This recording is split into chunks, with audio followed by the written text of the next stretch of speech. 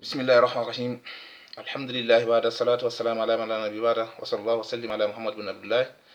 Amma ba'd, ayyuhal ikhwa wal akhwat fillah. Assalamu alaikum wa rahmatullahi ta'ala wa barakatuh. Hare musidɓe giɗɗo tedduɓe mi salmini on mi landike on sitana ala e mon goto kata koye kore nder non e hare hande komi faala yiɗo ɗo fi mum ko fi andugol hoore muɗum e komi falano yiɗo ɗum ɗo kadi aray ko fi woleyɓe pular fi haali pular tigi tigi on fi honɗu no waɗi simi anni yewtude hande fi mum min on hunde anilam moƴƴa mi tawi ko ma mi yewta seeɗa mi daara si kadi tawi woni no woodi kadi ɓe anini fi honɗum noon hande ka heewi ka leydi men en wolata haala pular few fayɓe ɓen ala ka wolanede e ko min kadi noon mi daari mi tawi ko noon woniri hara en wolani si tawi woni en yalti hande a nodday kamen ɗo paykun si a wi'imo ɗo hande guluuji 100 o anda, si a wi'imo guluuji 100 o anda, si a wi'imo ɗo guluuji 10 o anda, ko ma wi'amo ɗo 100 000 500 000 sina ɗon wata famodire few e tawa noon on neɗɗo wona yumo makko wawi windida inde mum e haala français, wona baabe makko tigi taw jonno musidɓe ndaare si tawi woni o ɗo heɓo yiɗiɗɗo e nder duuɓi 10 ma walla duuɓi 20 si tawi yaari ni no mi haccori ɗo ni haray a fanɗi heɓugol wolanoma pular ajanallahi goɗoma limande ha timma 100 haala pular par ce que si tawi ɓeɗo heɓoyi ɓiɓɓe haray ko honɗum haray ko ɗum woni haala kam muti wattanen haqqil musidɗo goto kala yo andu ko bindi ɗi wi kon piiji 3 ɗe duwa landade ɗum ɗon hoorema landoɗaɗi e jaaboɗaɗi kadi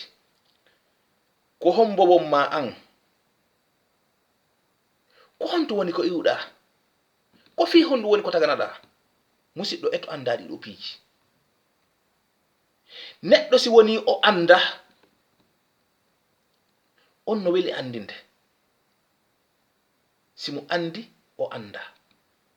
bani adama si woni o anda kadi o anda on wela andinde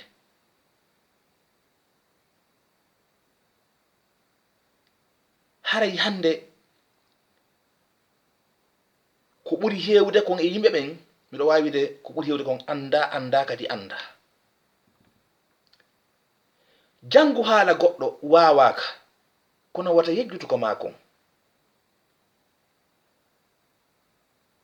aaden ko mojo ɓura acciruɗo ko mum kon jokki ko goɗɗo kon ko waɗi noon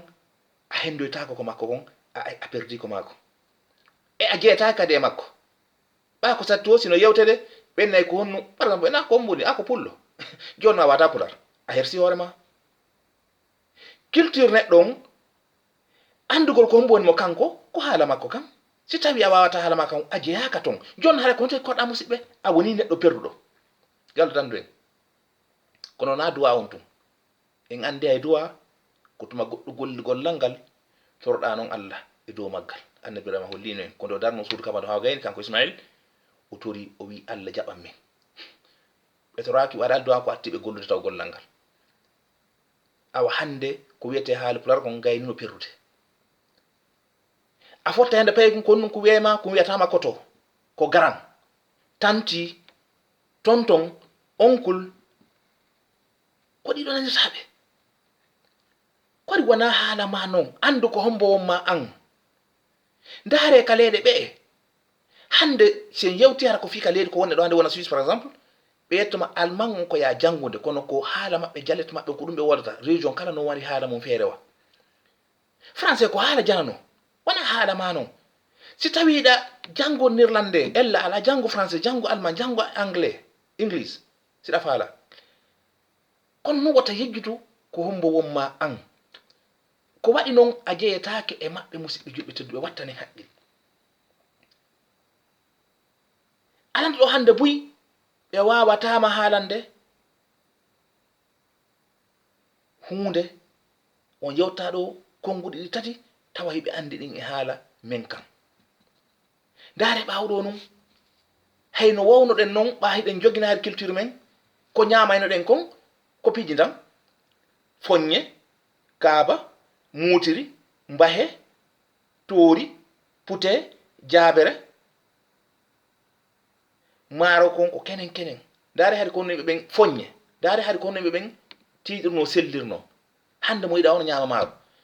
hiɓe waɗi ko haqqil maɓɓe nandi si a ñaami foññe ma ko heddi kon ko akomojo mo yiɗa wo sella si a ñaami ɗo piiji 5 jeego jeɗɗi jeetati jeenayi a jillidiri musidɗo ɓandu ma ndun sellay wattanen haqqil ɗum ko e angal gandal e angal faamu jeya tuma tawata neɗɗo o anda ko mboni mo kanko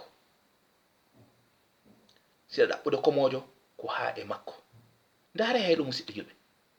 a yahay ɗo e biro ɓe landoma ɓenna ko honno woni langue maternel ma on ko nene ma wodata kon pay koye maɓɓe koye ɗo ayaw ɓen ɗo hara hay soro mum ko ɗo jibina kono fiwiɓe anditinde wona ɗo jeeɗa ɓenna ko langue nene ma ɓikkon ko wiya min ko ɗo mi jibinago ɓenna way minen andi kono noon ko nene ma ko on to langue mo munuɗa on ko hombo a woole dow ɓa a faala ina faala yejjinkinade ɓe anditinde wona ɗo jeeɗa awa koye andu ko hombo ma an hare no musidɓe hande komi yi'i kon e komi wonattande haqqille mum kon ko enen haali pular woni perdino haala min kam few si yaari ne nde 50 haray miɗo wawma wiide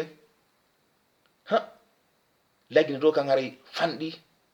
wawɗo pular haray wattane haqqil musidɓe haray noon so yimi yewti no anini lan si yaari ni kare no satti tuma yiɗa goɗɗo hara wata wodda e français kono ko ɗon haɓɓata himo waɗa ɗon payko no naniɗa e mo waɗa ye pular nga haala kan la puy kaɗen ngal ta payko ko anda hunde hay hiɗo hande yi kon feƴƴide ga kon payko kono ɓitti moƴƴa saabu honnum ɓe ala heɓde place ji ko heewi wona ɓe andi wona ɗo ɓe jeeya joni kadi ɓe perdi ko ɓe yiɓi toon haray musidɓe ko ɗo womi hattude hande mi torki Allah yo Allah faami en ko yiɗɗen ɗo kon artake kadi en gollitirta haray hiɗen e saha jaaroji inchallah assalamu aleykum wa rahmatullahi taala wa barakatuh